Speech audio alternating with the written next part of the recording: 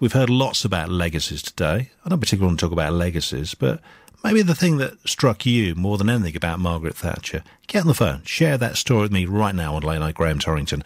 08453 009956. Well, one of the people who was directly influenced by Margaret Thatcher is Nikki Sinclaire. Nikki is a member of the European Parliament for the West Midlands, and she joins me on the programme right now. Nikki, thanks very much indeed for coming onto the show tonight. Pleasure. Were you inspired by Margaret Thatcher? Absolutely. I was aged 10 when she got elected in 1979. I lived in a council estate, not the area that you'd think that a supporter would come from. And aged 10, I actually went door-to-door knocking during the 79 election, not officially or anything. And I got, obviously, a few laughs and so forth. People were quite surprised that I'd be supporting Margaret Thatcher. But she was such a strong, I think, female personality, which I thought, wow, this is amazing. And how good was it for females in particular at the time, do you think? Well, obviously I was only 10, but I don't think it was good. I mean, I heard on a programme earlier today that only 3% of university academics were women in 1979. You know, it wasn't usual for women to have top-graded jobs.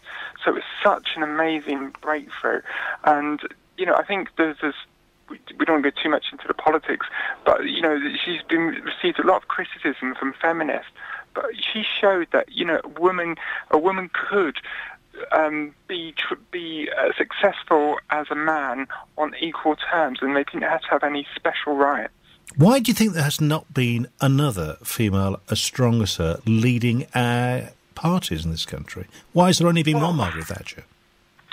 Well, I think that there are other capable female politicians. I don't think we've probably had one as good as her. I think politicians such as Margaret Thatcher only comes along once, probably in a generation or so. So hopefully, let's hope there's another one soon. Did you get to meet her at all? I did, actually. I got to meet her about 6 months before I was elected to the European Parliament. And I'm obviously, your listeners will know of me, I'm a Eurosceptic politician and wants us to leave the European Union. And I told her that and that I'd be fighting for it. And she just grabbed hold of my hand and she said, never give up. Whatever you do, you must keep up fighting. Never give up, never give up. And that, to me, you know, was such an inspiration. And I've never really forgotten that. What was she like as a person, do you think? I mean, I didn't really know her personally. From what I hear from other people who did know her, and I know people who did know her, she was apparently a very kind and warm person, which probably surprises many who saw her public persona. But don't forget, I mean, I think in the 1980s, the public persona was very led by programs such as Spitting Image and so forth. And for those listeners who don't remember that program, she was put in a pinstripe suit and kind of masculinized, which, you know, most of her cabinet members said she was very feminine and used her femininity in such a positive way. Now, some people would say that she ruined the country, that she took us to war. We didn't need to go to the Falklands War, gave us the poll tax, took away milk. Do you think that should be remembered fondly or formidably? Well, I think some of those things are a bit mixed up. The milk thing was back in the Heath government, and when you're a minister, it doesn't necessarily mean that you make the decision. So that wasn't one of her government's decisions. To the Falklands War, well, you know, that was a part of Britain that was invaded, and I think that the vast majority of British people at the time supported her actions.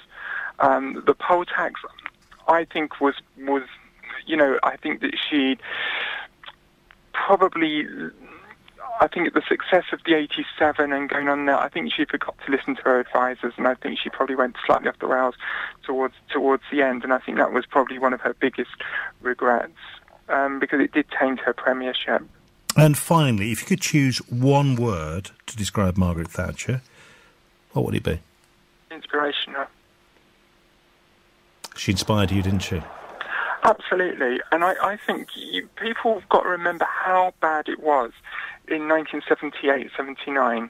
It was. I remember queuing for bread, rubbish in the streets, green goddesses on the streets. It was absolutely dire, and I can understand why many people dislike her. I can understand that because she was such a polarising figure, but she was a strong figure.